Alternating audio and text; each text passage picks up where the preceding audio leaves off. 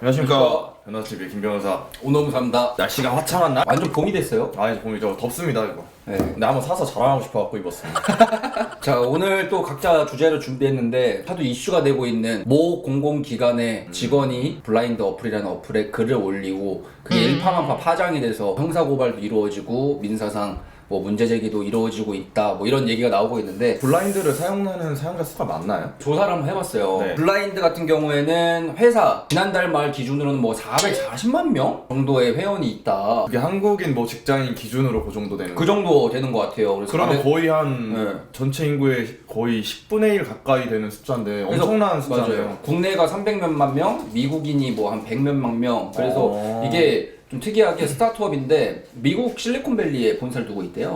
그래서 우리나라 분이 만드신 건데 그 사람이 누구인지 특정은 안 되는 거예요. 그러니까 어디 소속인지만 알고 요번에 문제된 것도 어디 소속인지는 아는 거죠.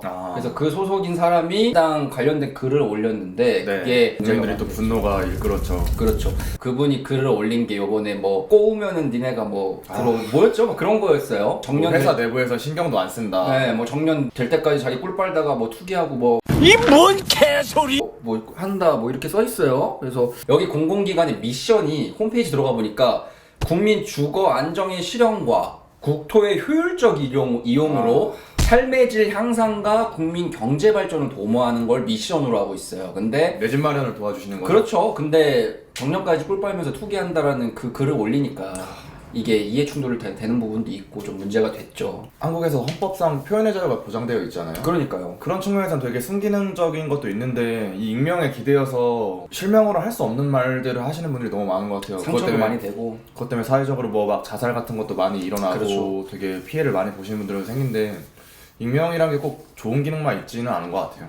그래서 지금 이 공공기관이 수사기관에 조사를 의뢰했고 게시글 작성자가 만약에 밝혀졌는데 실제 그 공공기관 직원이 맞다 라고 했을 경우라고 하면은 일단 즉각 파면 등의 징계 조치를 하겠다. 뭐 당연히 글 내용만 봤을 때 그냥 일반적인 상식으로는 아 이거는 좀 너무했다라고 생각했는데 파면까지 갈 수 있나요 이게? 여기서 노동법적으로 한번 들어와 볼게요. 네. 즉각 파면 등의 징계 조치를 한다. 그리고 민사상 손해배상을 청구할 거다라고 얘기를 했어요. 그래서 첫 번째, 과연 요 사안이 즉각 파면의 징계 조치까지 이르를 수 있는 것인가? 라고 보면은 징계예요, 징계. 징계는 우리 근로기준법 23조에서 규정을 하고 있는데 정당한 사유가 있어야 됩니다. 그렇죠. 정당한 사유가 있어야 되고 절차도 잘 지켜야 되고 양정도 과다하지 않아야 되고 이런 것들을 지켜야 되는 건데 자 그러면은 사유가 과연 정당한가? 라고 봤을 때 뭐 보통 우리 회사 취업규칙이라든지 회사 내규에 보면은 징계 사유에 대해서 규정을 하고 있는데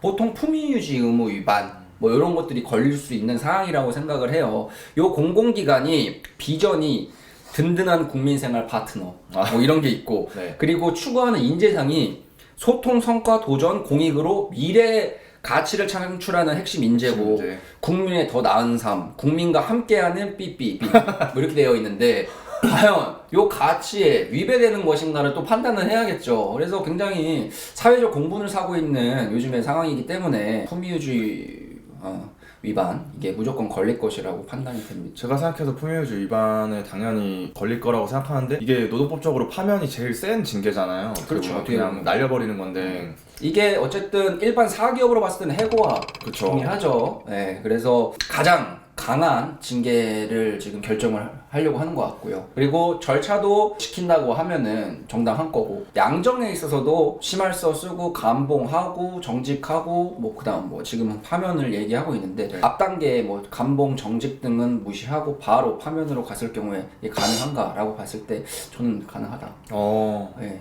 부당한 거에 대한 문제는 안 생길 것 같다. 저는 좀 그렇게 생각을 해요. 의견이 다를 수도 있어요. 이게 좀 과다하고 이게 파면이라는 거는 최후의 수단으로 좀 봐야 되는 거고 네. 그 전에 감봉도 하고 정직도 하고 하다가 나중에 파면으로 가야지 곧바로 즉각 파면은 좀 과다 양정이 아니냐라고 보실 수도 있는 의견이 있어요. 근데 제 의견은 뭐 개인적인 의견입니다. 그쵸. 많은 지금 부동산 문제라든지 정부 정책적인 문제가 걸려 있는 거고 국민적인 이슈가 많이 되고 있는 상황 속에서 이런 사회적 공분을 샀다. 그리고 공공기관이라는 특수성 이런 것에 입각해서 봤을 때 요거는 파면에 해당이 되지 않나 뭐 이런 생각이 듭니다. 이렇게 징계에 절차 양정 사유 모두 정당하다라고 하면은 가능은 하겠죠.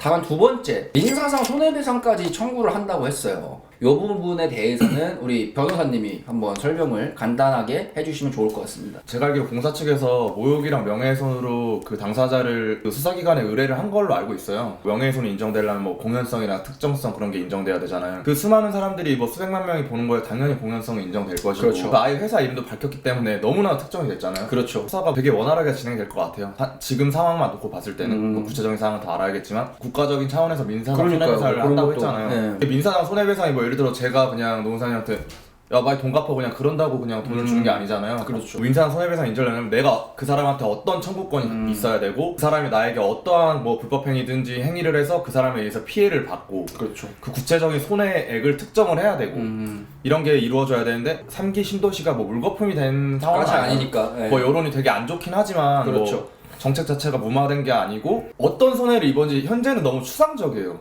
이게 법원에서 인용이 되려면 구체적이어야 되는데 그렇죠. 뭐 손해액이라든지 어떻게 손해가 무슨 손해가 발생했는지 아직 조금 추상적인 단계라서 그렇죠. 구체적이고 객관적인 어떤 그런 게 있어야 되는 그 부분은 건데 아직은 좀 막연하지 않나 뭐 할 수는 있겠지만 좀 막연하지 않나 그런 생각이 듭니다.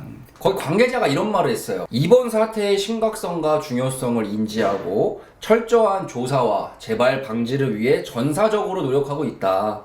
그래서 적절한 언사로 인해 그 직원, 그 공공기관의 직원들, 그 가족뿐만 아니라 전 국민을 공연히 모욕하고 명예를 훼손하고 부정여론 확산을 조성하고 그다음에 뭐 정부의 정책 등을 추진을 방해했다고 판단해서 수사기관에 고발장을 제출하게 됐다라고 말을 했더라고요. 아무쪼록 좀 적절하게 뭐 징계 등 이루어져야 될 것으로 보이고요. 정부가 정책을 추진하고 있는 거에 있어서 좀 피해가 없으면 하는 바람입니다. 예. 오늘 제가 준비한 공공기관 요즘 막 이슈가 많이 되고 있는 그쪽에 징계 관련된 얘기와 그 다음에 그 어플 어떤 어플이었는지 뭐 이런 얘기를 해봤고요.